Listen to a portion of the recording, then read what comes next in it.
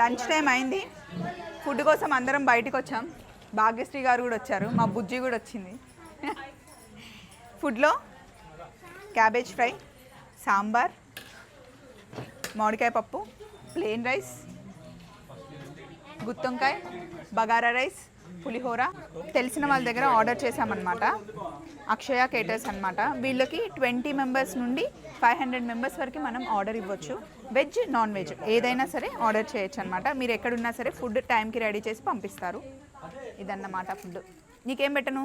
పప్పు, క్యాబేజ్ వేసా. నీకు ఇంకేం కావాలి? తీసుకో. నీకు ప్లేట్లో పెట్టి ఇవ్వాలా? పులిహోర పెట్టినా? ఓకే. పెద్దగా వేయాలంట స్వప్నమ్మ, పెద్దగా వేయంట. చాలా బాగుంది. నీకు చేసి బగారా రైస్ బాగుందా?